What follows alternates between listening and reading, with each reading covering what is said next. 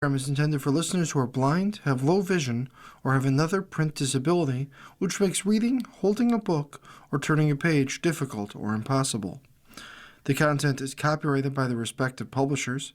For more information, please visit us on the web at nfradioreading.org. Hello, this is Bruce, and for the next hour I'll be reading from the Thursday, December 4th, 2025 issue of the Batavia Daily News on the Niagara Frontier Radio Reading Service. One of the top stories with a big picture of a building on fire is Night Fire in Batavia. Flames and smoke ravage Pike Road residents. Article by Brian Quinn. Investigation continued Wednesday into a 3-alarm blaze which gutted a house at 3589 Pike Road. Intense flames moved quickly through the structure, with the initial call to dispatchers arriving around 6:18 p.m. Tuesday. Multiple area fire departments responded. The first firefighters at the scene saw a large amount of fire on the home's left side and roof, said Coordinator Tim Yeager of the Genesee County Office of Emergency Management. A second alarm was called with additional third alarm units. Initially, the firefighters conducted an interior attack on the fire, then transitioned to large caliber streams for the exterior of the home due to the large amount of fire, Yeager said. There was a large amount of fire damage to sections of the home, smoke and water damage throughout most of the home. Firefighters were performing salvage operations in portions of the home that were safe to do so. He said the nearest hydrant was about 900 feet from the home, and large diameter supply lines were used to supply the fire trucks at the scene. The house belonged to Andrew Young. Nobody was home at the time, and a firefighter was treated at the scene for a minor injury by Mercy EMS. Firefighters worked for several hours amid a biting winter chill, along with large amounts of smoke and flame. A ladder truck sprayed large amounts of water onto the structure from above. Temperatures were in the teens and 20s during the response. Fire departments responding to the scene, including Town of Batavia, City of Batavia, Alexander, East Pembroke, Darien, Bergen, and Pavilion. On scene, City of Batavia and Stafford were covering the Town of Batavia district during the fire. Mercy EMS was on the scene. The fire rekindled Wednesday afternoon at the location, with firefighters reporting visible flames.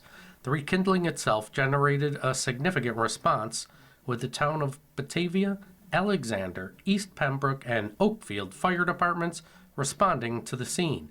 Further details weren't immediately available as of press time Wednesday evening.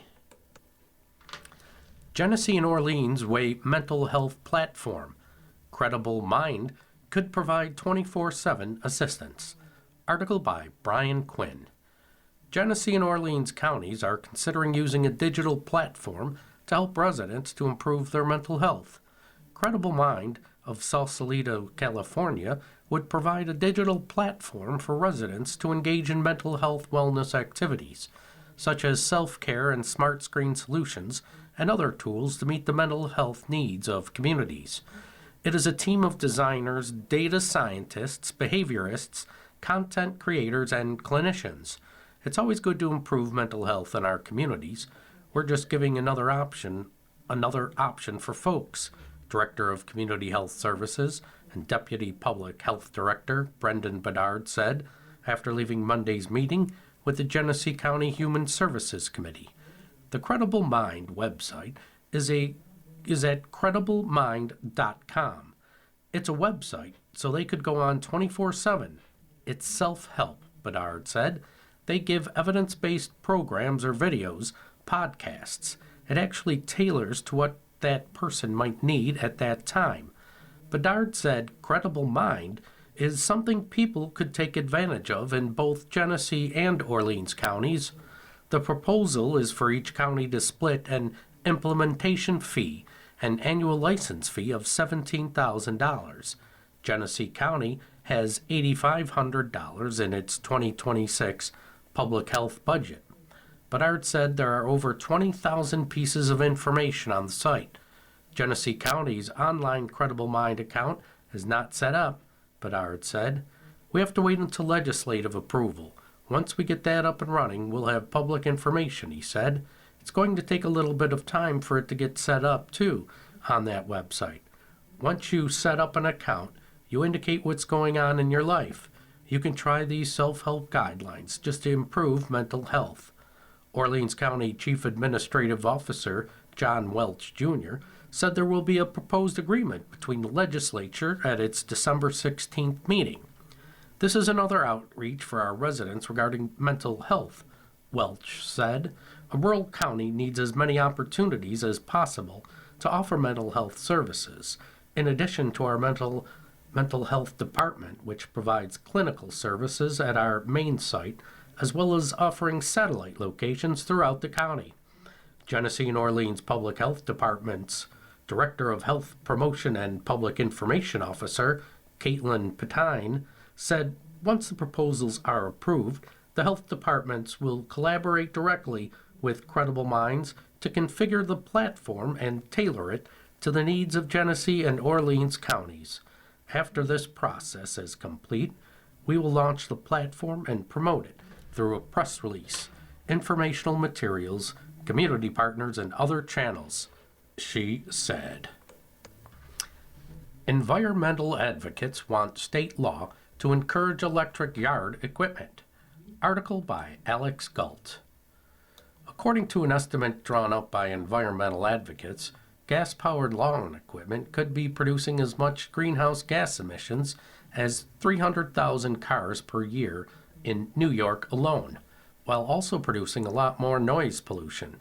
That's why a handful of groups and state lawmakers are hoping to push New York to adopt a new program that incentivizes landscaping companies, the primary users of gas-powered lawn implements, to make the switch to electric machinery.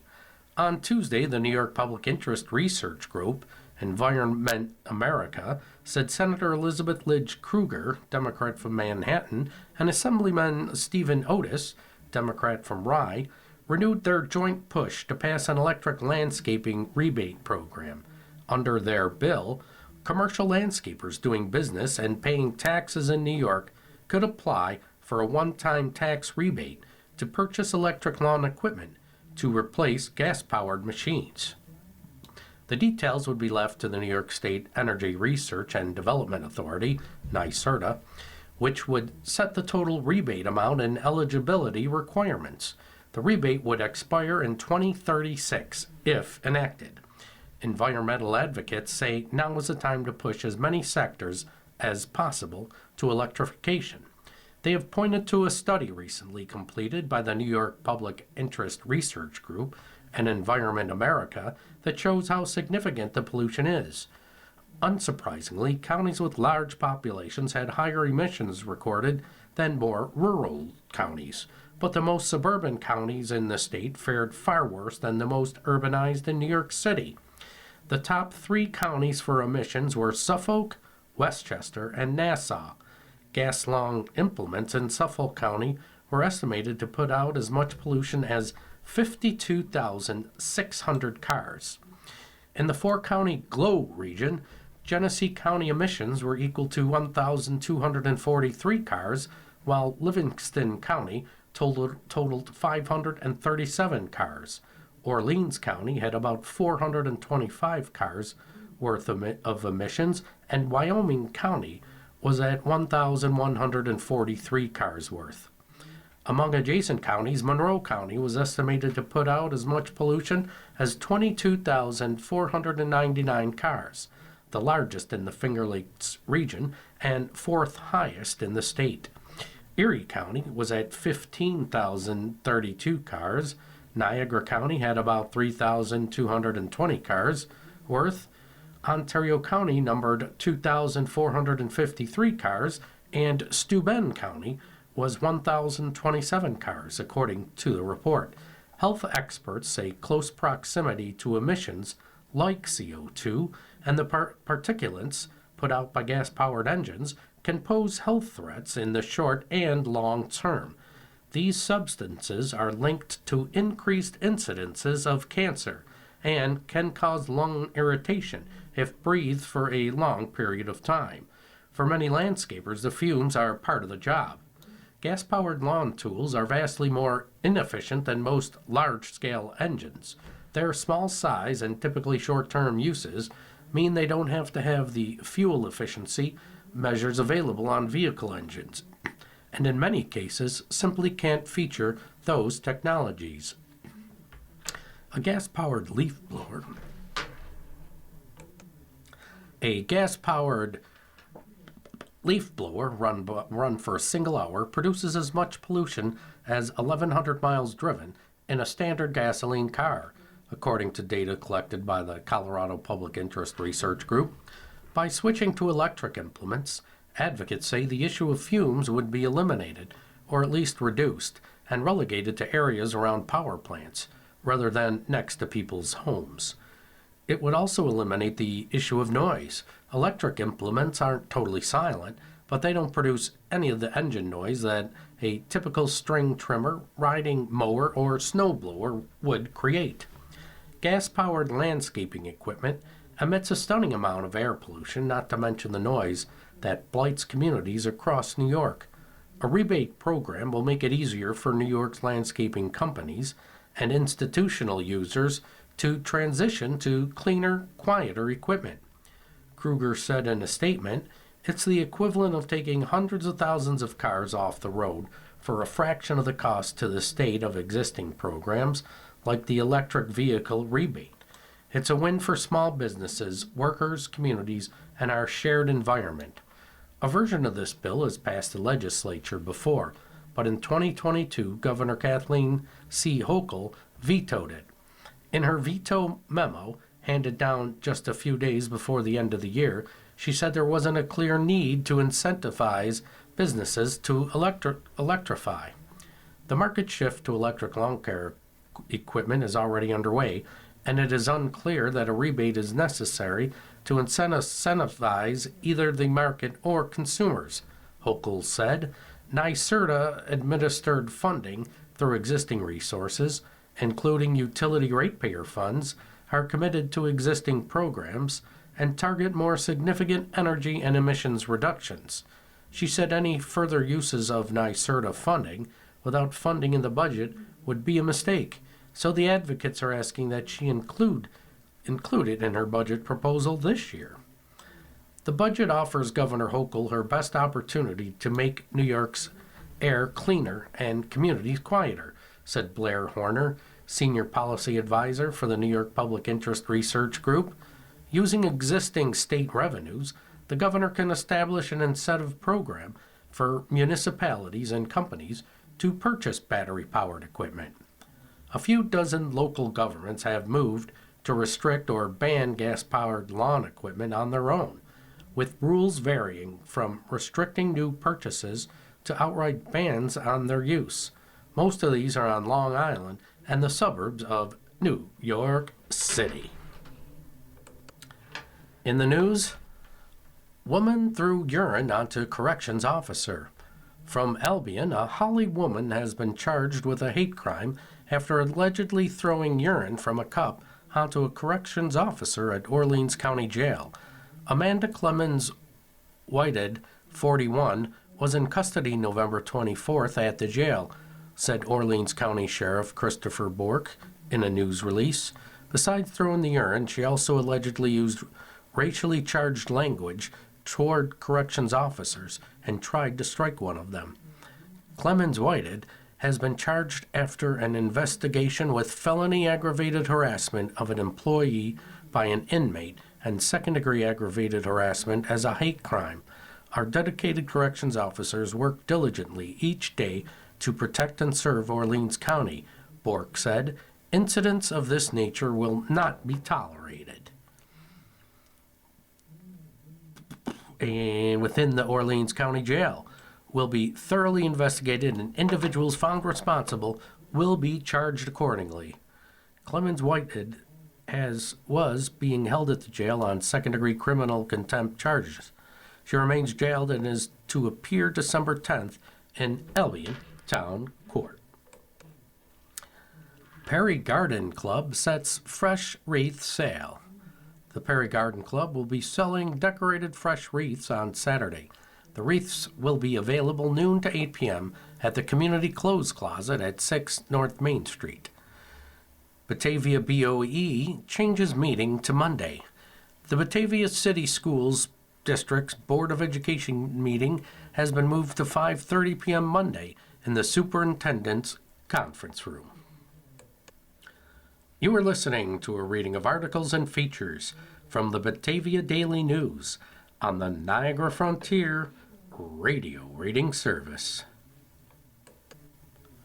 CORE lends a hand. Community Resource Room will help with job skill development. Article by Brian Quinn. The new Community Resource Room in the CORE Learning Center will give people access to computers, digital literacy workshops, and private telehealth. Literacy West NY Inc., which is better known as CORE Learning Center, and the Genesee County Chamber of Commerce hosted a ribbon cutting Wednesday. It was for CORE's Community Resource Room located in CORE's 1 Mill Street location. The Learning Center is a nonprofit organization that serves rural areas and small cities in the region. It provides community-based education, digital literacy, youth development, and workforce readiness programs. Community Resource Room Coordinator Jared Reed said the Community Resource Room will offer access to technology, to which they might not have access, through digital literacy classes, people who use the technology for their own benefit to join the workforce. We are working on a digital bookings page on our coretolearn.com.org site, he said. The goal is to just make it very streamlined, very simple. You can call us, we can schedule, or you can just book right there. It will populate on our calendars and just make everything easy for everyone. The room has a table with several laptops on it, similar to ones they would have to know how to use, possibly in the workforce. People may get comfortable with steps such as signing into a program, use email, and write a professional email. Regarding staff at the new Community Resource Room, Reed said there will usually be 4 employees there providing services. State Education Department Office of Adult Education Programs and Policy Director and Supervisor of Occupational Education, Melissa Johnston, said this is a time to promote teachers and adult education. When you hear a teacher saying, "I'd love to work with children," guess what? If you work with the parents, you are also helping those children, Johnson said. We want to promote the wonderful work of adult education. Our literacy zones are of the partners here, the collaboration. This is exactly what we need at this moment in time. Literacy West NY Inc. Regional Director Steve Warner said the agency will continue to get a rural health grant, awarded $20,000 renewal for another year. The grant is for telehealth site at 1 Mill Street. Warner said Literacy West is the second year of the grant. The Community Resource Room will be a telehealth site and also a site for the care that Fidelis Care and other partners do there. The telehealth site serves the Finger Lakes region, Warner said. Obviously, it's centered here in the city of Batavia, so Genesee County is front and foremost. But people from the Finger Lakes, so it's is front and foremost, but people from the Finger Lakes region can come to it, he said. Vial to offer his 2 cents at ACWC. Sculpture exhibition opens Friday at Perry Gallery. An opening reception for sculptor Nicholas Vial's 2 cents exhibition will be conducted Friday at the Arts Council for Wyoming County. The reception will take place 6 to 8 p.m. at the ACWC Gallery on 31 South Main Street. Vial was born in 1982 in West Covina, California. He relocated as an infant with his family to Rochester, where he still lives and works. Growing up as the youngest of 3 children in a family experiencing poverty, He learned early to notice subtleties, value resourcefulness, and appreciate the quiet beauty found in everyday surroundings, ACWC officials said in a news release. Art quickly became an essential outlet, one that provided grounding, identity, and possibility. Weil discovered his voice as a sculptor, drawing inspiration from artists such as Robert Rauschenberg, whose narrative assemblages shaped his early understanding of sculptural storytelling. Weil's graduate studies at the Rochester Institute of Technology introduced him to the material investigations of Mark Quinn, whose casting techniques expanded Weil's approach to form, surface, and physical meaning. Those influences, combined with his training in traditional metalworking, fabrication, and a disciplined clarity of form, allow him to create work that is direct, intentional, and free of unnecessary visual noise. In 2 Cents, Weil continues his exploration of value, memory, and the lives of objects through carefully constructed forms and refined material language. He invites viewers to consider the weight of the stories we carry and the overlooked significance embedded in familiar materials. His work has been exhibited across the Rockport and Rochester regions since 2017, and this show marks his first solo exhibition with the Arts Council for Wyoming County. Morganville Church plans hymn sing. From Stafford, the public is invited to participate in an old-fashioned hymn sing at the Morgansville United Church of Christ. The gathering will take place 3 p.m. December 20th at 8466 Morganville Road. A soup and dessert supper, along with fellowship, will follow the program in a former one-room schoolhouse. An organ accompanist will lead participants through some of the old familiar hymns people love to sing, church officials said in a news release. A free will offering will be collected to benefit the church's adopted Christmas family. Damaged plant hurts Ford production.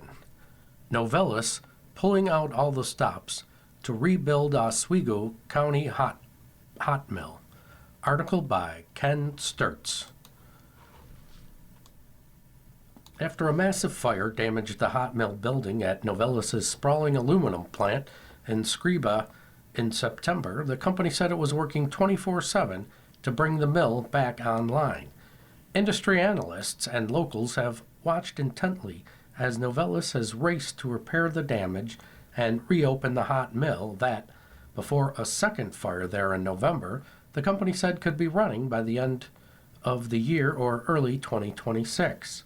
The intense interest is because Novelis is one of Oswego County's largest employers, with nearly 1,200 workers on the payroll in Scriba. It's also the world's largest supplier of automotive sheet, and the Scriba plant alone produces more than a third of the material used by the U.S. auto industry. Novelis has provided infrequent updates about the progress it is making in bringing various parts of the plant online, and it has shared little about how it is getting by in the meantime, other than saying it is coordinating with other Novelis plants worldwide to source material and minimize disruptions. But according to industry analysts, there is a full-court press going on behind the scenes as Novelis uses every tool at its disposal to continue supplying its customers. It's a very crucial plant in the aluminum world, said Kaustub Chekora, an aluminum industry analyst. The plant supplies automotive sheet for numerous automakers, including Toyota, Stellantis, Hyundai, and Volkswagen. But perhaps most importantly, it makes the aluminum used by the Ford Motor Company in the crown jewel of its fleet, the F-150 pickup truck, as well as Ford's super heavy-duty pickup truck series. Those lines have been a cash cow for Ford over the past decade, and the disruption at the Scriba plant has already adversely affected Ford. Analysts say Ford temporarily cut production of some vehicles as a result of the fire and is on pace to lose $1 billion from the disruption to production of its hot pickup trucks. Novelis has been under intense pressure to restart its hot mill and restart production of automotive sheet in Scriba, analysts say. But the Novelis fire likely won't affect Ford or Novelis in the long run, said Matthew Abrams, a senior aluminum analyst at CRU. There is some excess capacity in the domestic aluminum manufacturing system, he said. However, the sheer scale of the Scriba plant's output, it accounts for 30 to 40% of all automotive sheet production in the U.S., means short-term disruptions are almost inevitable. Overall, that's a lot to lose, Abrams said. Manufacturing automotive sheet is a complex process that begins in the casting house, where raw aluminum is melted down and cast into giant rectangular slabs. Those slabs go on to the hot mill, where machinery rolls it down and makes it into a coil, known as a hot band. That moves on to the cold mill, where it is rolled out into sheets. Finished sheets are usually about 1 millimeter thick, but can be as thin as 0.9 millimeters. The sheets go to a finishing line and through the heat treater, which gives the aluminum alloy added strength. Shandorkar said that because of the hot mill was the only area of the Scriba plant damaged by fire, and Novelis has since brought the rest of the plant back online, it can bypass the hot mill and continue producing some automotive sheet. To do that, however, Novelis needs to find an alternate supply of hot band.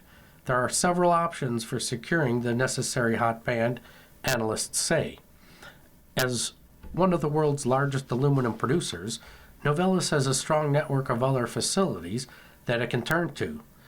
Shandorkar said the company would likely rely on a plant it owns in Logan, Kentucky, diverting as much hot band as possible from its hot mill and sending it to Scriba.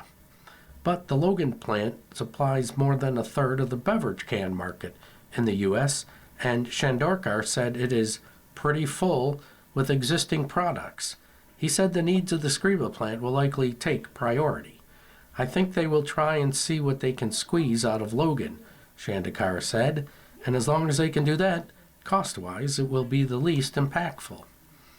Novelis also has a plant in Guthrie, Kentucky, that opened in 2020 and serves the automotive aluminum finishing industry, he said, and could use material from that facility as well. Novelis will likely import whatever hot band it can, Shandorkar said, even air freighting coils of aluminum from sister facilities in Europe and elsewhere. With such a large global footprint, Novelis also imports large quantities of aluminum from Korea and Brazil, but President Donald Trump's 50% tariff on aluminum is a potential hindrance. Abrams said Novelis has probably been having discussions with the federal government since the fire in hopes of getting some relief from the tariff, Shandorkar said. And importing aluminum or cannibalizing another plant's supply isn't as easy as it might seem, because all aluminum isn't created equal. Aluminum used in the automotive industry has a strict qualification process, Abrams said, which limits Novelis' options somewhat. It has to fit their standards, he said, so it's not as easy as cut and paste wherever you can get it from. One of the other problems is that Ford's F-150 isn't a run-of-the-mill vehicle. Other vehicle manufacturers have replaced a few steel components, such as a hood, with aluminum to cut down on weight. But a decade ago, Ford decided it was going to design a new truck from the ground up in aluminum, resulting in significant weight reduction and improved fuel economy. The F-150 is the first time a manufacturer decided to go all in and make a vehicle from all aluminum. Shandorkar said in 2014 that was remarkably different. He said Novelis adds a pre-treatment to the automotive sheet it produces for Ford that it used exclusively by that automaker in its joining process when it assembles various parts for its vehicles. Other automakers, such as GM, don't use a pre-treatment process, he said. Novelis has plants in Germany and Switzerland that make automotive sheet for the European market. Those facilities have some capacity, and Novelis could use them to pull material into the U.S. But while German automakers use a pre-treated process, Schandorker said they use slightly different aluminum alloys and different pre-treatment systems. Diverting aluminum from Europe could still help Novelis supply any German automakers it does business with in the U.S., he said, but it won't help with Ford. Schandorker said that in addition to importing aluminum and sourcing material from its other U.S. facilities, Novelis has likely been buying hot band material or finished product from its competition. Buying hot band would be cheaper for Novelis, he said, because it would continue using its own cold mill and finishing lines in Scriba or elsewhere. Abrams said that when the fire at the Scriba plant happened in September, all of the domestic producers in the aluminum industry came together to try to figure out how to solve the problem. So it's not just a Novelis problem. It's not just an Oswego problem, he said. Everyone is kind of putting their heads together. Most aluminum producers that manufacture automotive sheet also make sheet for the beverage can industry because the process and profit margins are similar, Abrams said. That means domestic aluminum producers might shift their production capacity to the automotive side and away from the canned sheet side and instead import the canned sheet they need. He said it's easier to import canned sheet in the long run. The overriding problem, however, is that there is very limited domestic capacity in the aluminum industry, Abrams said. There hasn't been a new aluminum mill constructed in the U.S. in more than 40 years, he said, though 2 new ones are coming online, both automotive focused. There are also only a handful of companies that produce aluminum in the U.S. There was a structural defect in the U.S. for a long time, Abrams said. We did not see a lot of investment on that side of the market. But the Novelis fire is unlikely to cause a huge long-term disturbance in the market, he said. The fact that demand has softened in the automotive industry as consumers have become frustrated with higher car prices will help balance things off, he said. Just how soon Novelis can get its hot mill running again remains to be seen. After the fire in September and a small debris fire occurred at the Scriba plant in October during work to repair the roof of the hot mill building, but Novelis said fire was minor and it wouldn't affect its timeline for bringing the hot mill online by the first quarter of 2026. Novelis said it was making substantial progress in the rebuilding of its hot mill and even moved up its estimate for restarting it to the end of 2025. But another fire, much larger than the small debris fire in October, occurred at the plant in November, and it's not clear if they will affect the hot mill's reopening. So, hoping for the best that they are indeed on track to have this sorted out by the end of the year, Schandorker said, it is important that the aluminum industry band together to help solve this issue expeditiously. And while Novelis will incur a lot of costs in the short term, the sooner it can get its Scriba plant back up and running, the better, Schandorker said. In the meantime, it will be doing everything it can to keep Ford supplied. Novelis is a strong player in this market, so they will do what they have to do to supply their customer, he said. So basically, they're pulling out all stops to get material back into the system so that they can supply the Ford Motor Company. You are listening to a reading of articles and features from the Batavia Daily News on the Niagara Frontier Radio Reading Service. Albion Police detail Thanksgiving patrol results. Multiple agencies conducted checkpoints. Police agencies in Orleans County have announced the results of their Thanksgiving saturation patrol. 2 separate checkpoints were operated 7 p.m. to 3 a.m. November 26th and 27 in Albion. The patrol was hosted and supervised by the Albion Police Department in conjunction with the Orleans County Sheriff's Office and State Police, with logistical support from the County Probation Department and New York State Parole. Medina and Holly Police conducted separate patrols in their own municipalities. In the meantime, more than 100 vehicles passed through the checkpoints overall, with 68 traffic stops conducted. Results included 3 DWI arrests were conducted in Albion. A total of 20 tickets was issued. An arrest for 2 counts of criminal possession of a controlled substance was made in Albion. 3 arrests for aggravated unlicensed operation in Albion. The Albion Police Department and the other agencies involved are committed to making the roadways safe for all those who travel upon them, police said. The number of vehicles stopped and vehicles traveling through the checkpoints were similar to previous years, but police said the percentage of intoxicated or impaired drivers has decreased again from previous years. The data from this year's detail indicates that less than 5% of the motorists stopped were intoxicated, and around 2% of the overall encounters were with intoxicated people. As much as 20% of the motorists involved were intoxicated in previous years, police said. This is positive news in our efforts to reduce accidents caused by intoxicated drivers, police said. The reduction of DWI arrests is a positive and motivating factor when these types of details are conducted. Many believe that law enforcement wants to make more DWI arrests during these details.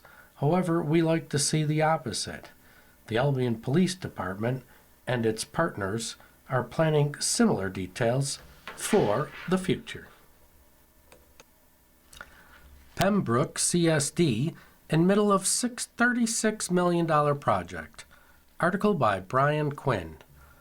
All basketball games at the Pembroke Central School District are on the road as work continues in the junior-senior high school gym as part of a $36 million capital project. The gym is enclosed and weather-tight, Superintendent Matt Calderon said. The rafters are painted in Pembroke's Dragon Green, and the contractors will soon be installing the basketball backboards and volleyball nets, the superintendent said. The flooring and wall graphics will be among the last parts.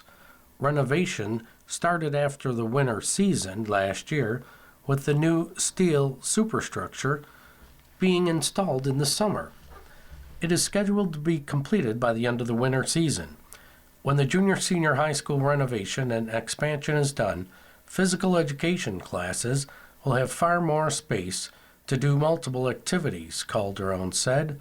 There will be new lines laid on the floor for pickleball courts and other physical education activities. There will be 2 regulation with practice courts, which will allow more practices at once and decrease the need to have late-night practices. Ideally, it would be great to schedule all practices immediately after school, which would create better routines for everyone. And that could even improve academic achievements in general, he said. As it is now, our winter team's practice schedules fluctuate from week to week, with practices ending as late as 9 p.m. Even if we can end all practices by 7 p.m., that would be an improvement, and it would open up gym availability to the PYA, Pembroke Youth Association, and other community organizations.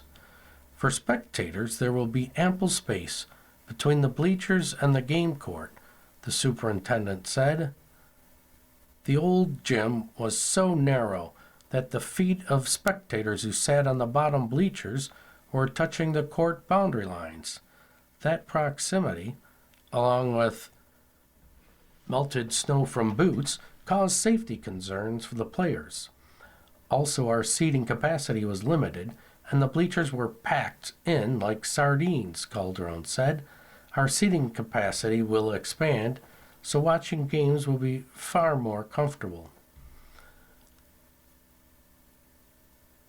There are plenty of upgrades that we will leave as a surprise for everyone. To expand the gym, Pembroke used the space from the old locker rooms, so those are completely gone.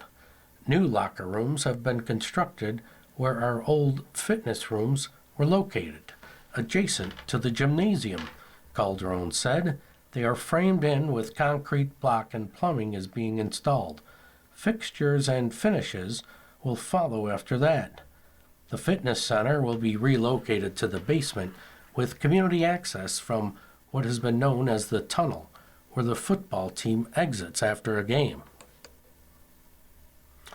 Where it exits before a game. During the current Phase 2, PE, physical education classes, have been relocated to the large part of our library.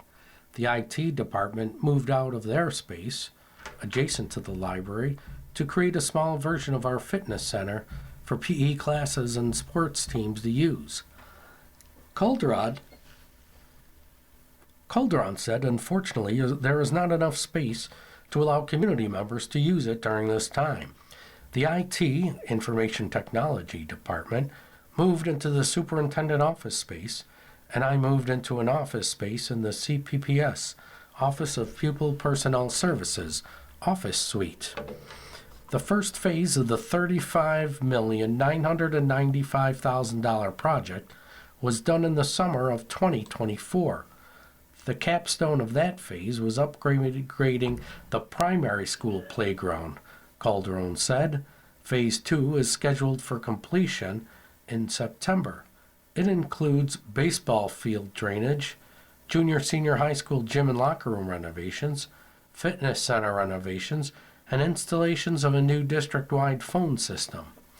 Phase 3 is scheduled to begin in the spring-summer of 2026. Renovations to junior-senior high school, entry plaza, are incorporated into Phase 3. Phase 3 is scheduled to begin May 2026 and to end by March 2027.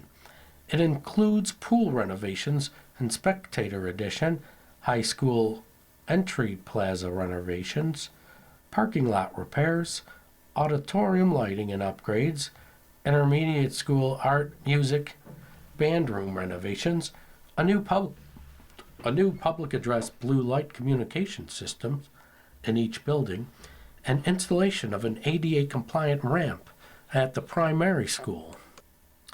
The pool tile will be regrouted.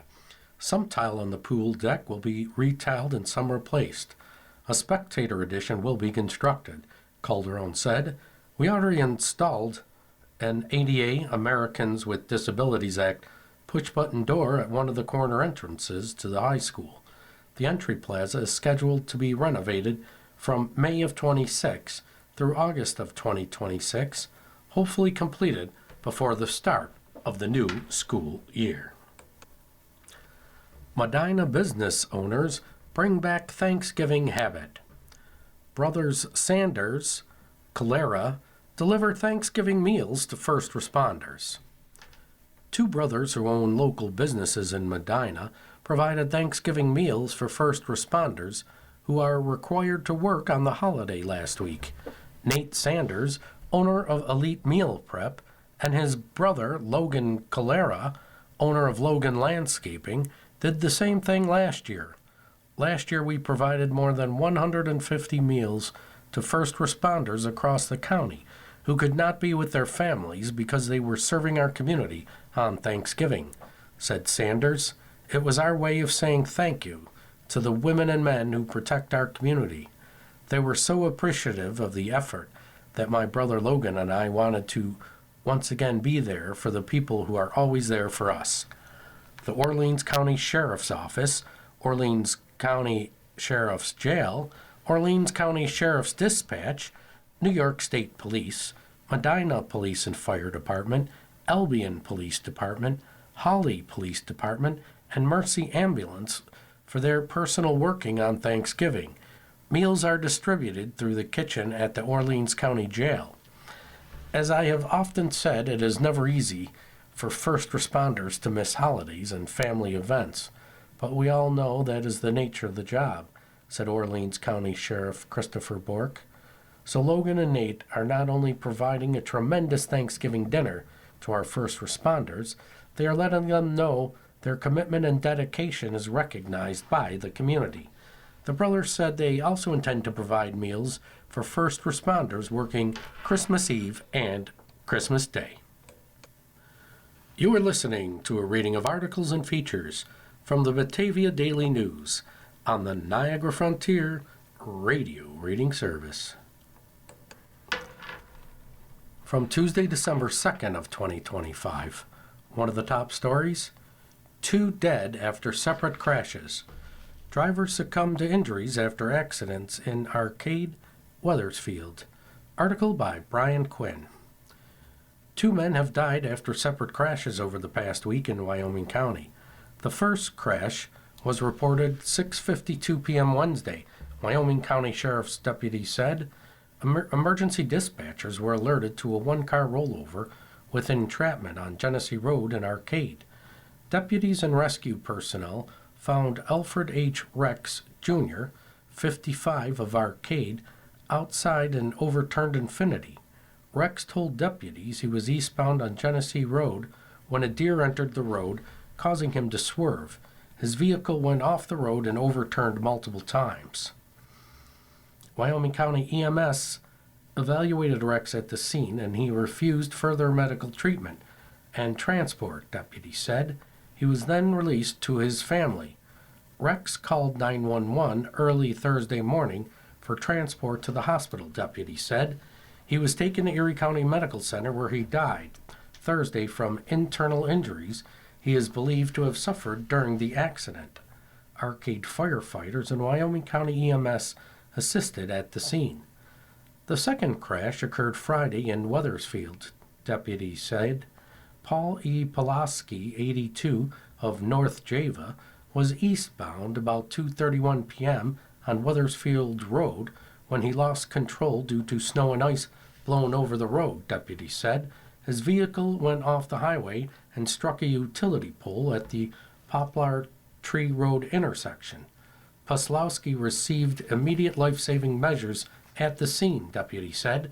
He was transported to Wyoming County Community Hospital, where he was stabilized before being transferred to Buffalo General Hospital. Puslowski succumbed Sunday to his injuries. North Java Fire Department and Wyoming County EMS assisted at the scene. Both crashes remain under investigation. Red Cross offers holiday cooking and decorating advice. Simple steps can help keep people safe, whether cooking or decorating, for the holiday season, American Red Cross of Western New York officials said in a news release. That can range from keeping a close eye on what's cooking to checking holiday lights and decorations for hazards.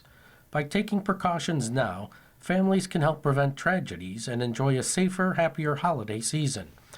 1 in 5 people the Red Cross assists after home fires are helped in just the holiday months, said Regional Disaster Officer Ken Turner. Home fires can strike quickly, leaving you with as little as 2 minutes to escape. Help protect your loved ones by practicing your home fire escape drill, unless everyone can get out in less than 2 minutes. Cooking safety tips. Stay in the kitchen when you are frying, grilling, or broiling food. If you must leave the kitchen for even a short period of time, turn off the stove.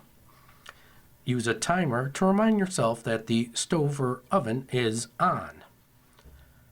Avoid wearing loose clothing or dangling sleeves while cooking. Keep kids and pets at least 3 feet away from cooking areas.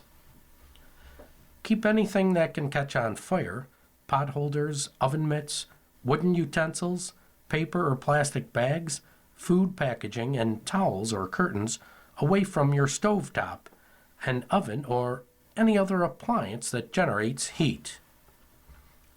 Clean cooking surfaces on a regular basis to prevent grease buildup. Consider purchasing a fire extinguisher to keep in your kitchen.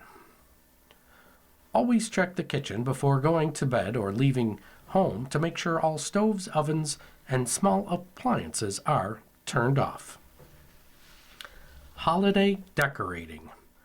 December is the peak month for candle fires, which cause about 20 home fires on average nationwide, and heating equipment remains one of the leading causes of home fires. Provide at least 3 feet of space for all heating equipment, Red Cross officials said. That's critical because most home heating fire tragedies occur when flammable items like furniture, rugs, and drapes are too close. In addition, never leave space heaters unattended, since they're involved in most fatal home heating fires, the officials said. If you must use a space heater, place it on a level, hard, and non-flammable surface, such as ceramic tile floor, the officials said. Don't place it on rugs and carpets or near bedding and drapes, and turn it off every time you leave the room or go to sleep. If you must use candles, keep them away from anything that could burn, and place them out of reach from pets and children, officials said. Never leave burning candles unattended.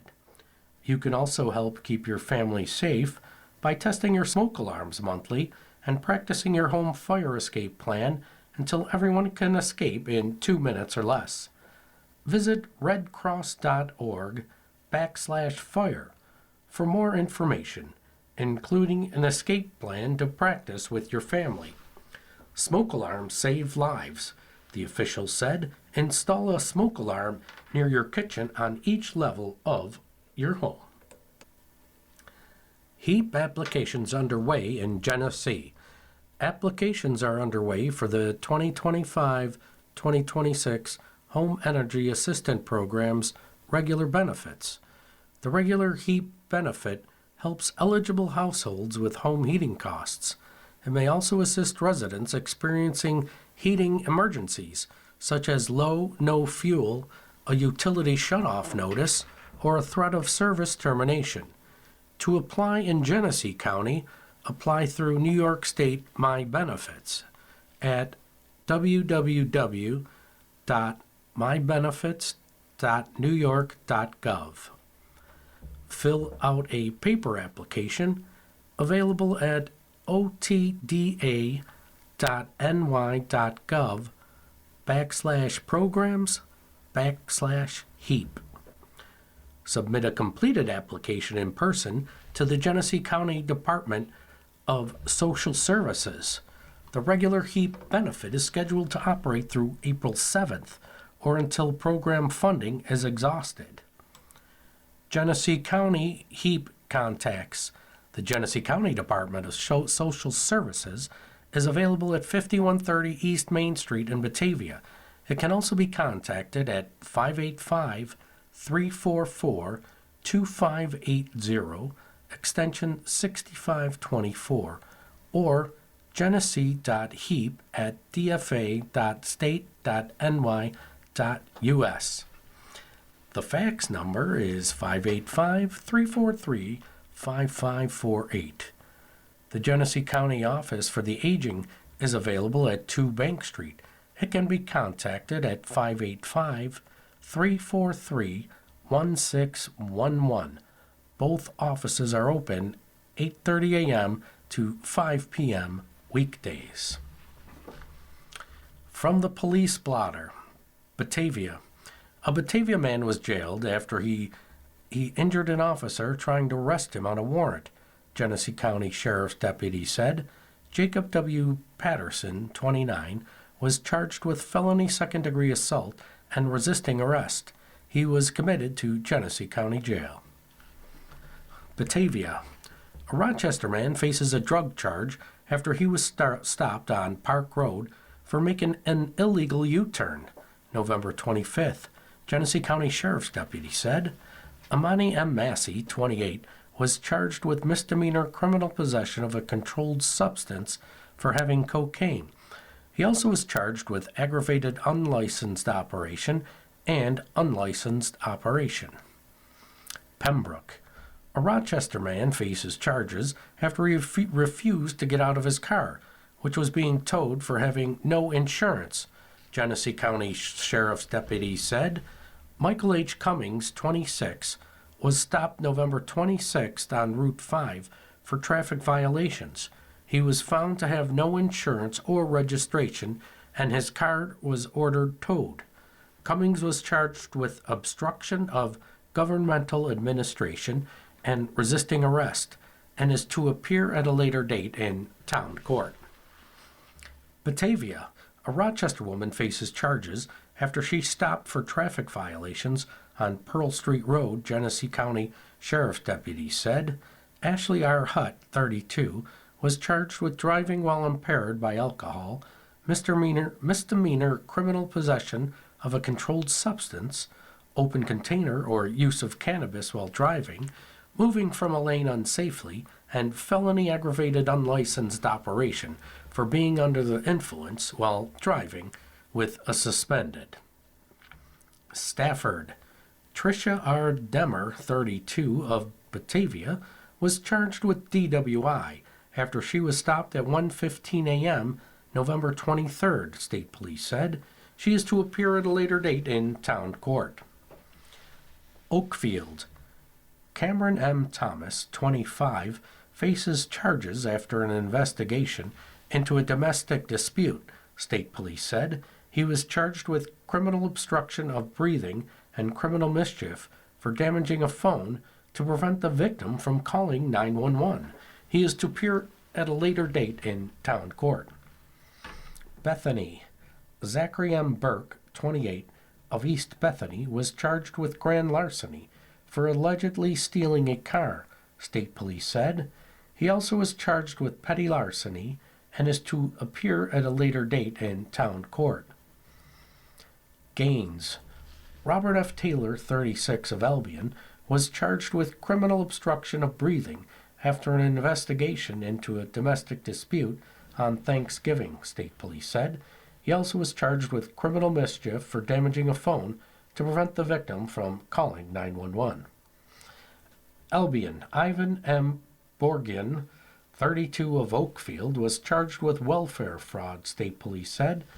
He was also charged with felony offering a false instrument for filing.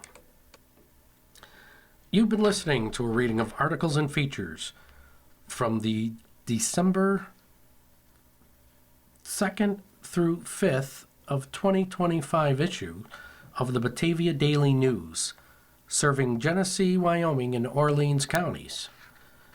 Your reader has been Bruce. Thank you for listening. And as always, make it a great day. Coming up next in the Niagara Frontier Radio Reading Service, we have the East Aurora Advertiser. At 11 o'clock, we have the Niagara Gazette. And at noon, we have the Dunkirk Observer.